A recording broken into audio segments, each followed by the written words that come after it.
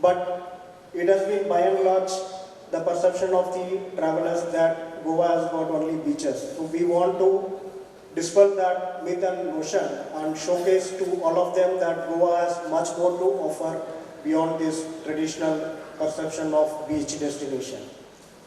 We have the forest available here, very number of waterfalls, small to bigger waterfalls, which you all could visit when you have time during the next few days when you will be here.